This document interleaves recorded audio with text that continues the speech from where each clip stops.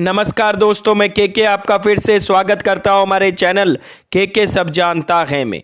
दोस्तों, यह कहानी एक ऐसे राजा की है जिसने मुख्यमंत्री को ही हराने की ठान ली थी और कमर कसकर उतर गए मैदान में।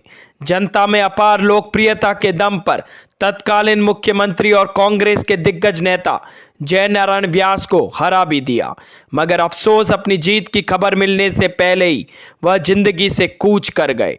जीत से पहले हवाई हादसे में उनकी मौत की खबर जनता तक पहुंची। यह कहानी किसी और की नहीं, राजस्थान के जोधपुर के राजा हनवंत सिंह की है। राजस्थान में जब भी विधानसभा चुनाव होते हैं, राजा हनवंत सिंह की चर्चा खुद ब खुद लोगों की जबान पर आ जाती है। दोस्तों, मतदान चल रहा था। मुख्यमंत्री जयनारायण व्यास के खिलाफ राजा हनवंत को अप्रत्याशित बढ़त मिलने लग गई थी। जीत तय दिख रही थी। इस खुशी में राजा हनवंत अपनी तीसरी पत्नी जुबेदा के साथ 6 सीट वाले प्लेन में हवाई सैर के लिए निकल पड़े थे। उधर नतीजे अंतिम रूप ले रहे थे। राजा हनवंत के जिंदाबाद के नारे लग रहे थे, मगर इस बीच खौफनाक हादसा होता है।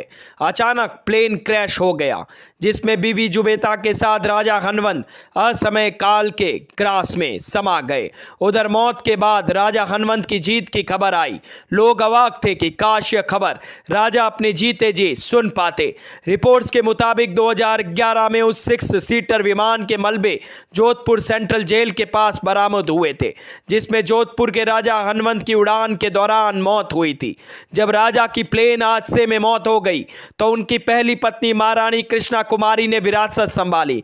इंदिरा गांधी सरकार की ओर से रियासतों के विशेषाधिकार के खात्मे के बाद देश भर के राजा रजवाड़े से विरोध की आवाजें उठी थी। मुखर होकर विरोध करने वालों में महारानी कृष्णा कुमारी भी थी। उन्होंने कांग्रेस के खिलाफ जोधपुर से चुनाव लड़ा और जीत भी गई। फिर 1977 में भी जीत नसीब हुई।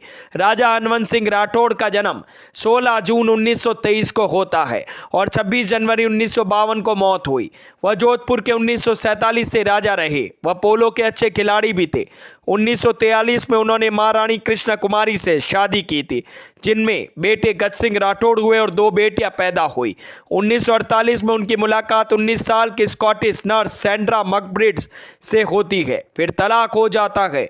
उसके बाद मुस्लिम अभिनेत्री और नर्तकी जुबेदा से उनकी शादी को तो जुबेदा ने हिंदू धर्म अपनाकर विद्या रानी राठौड़ बन गई। जुबेदा से उन्होंने हुक्म सिंह राठौड़ नामक बेटा हुआ, मगर मुस्लिम महिला से शादी के कारण शाही परिवार के विरोध का सामना भी करना पड़ा, जिसके कारण उन्हें उम्मेद भवन छोड़कर मेहरानगढ़ में रहना पड़ा था। तो दोस्तों, कैसी लगी मेरी ये जानकारी? अगर मेरे ये वीडियोस आप लोगों को पसंद आते हैं तो प्लीज़ लाइक शेयर सब्सक्राइब करना ना भूलें और हाँ, कमेंट करना भी ना भूलें। धन्यवाद।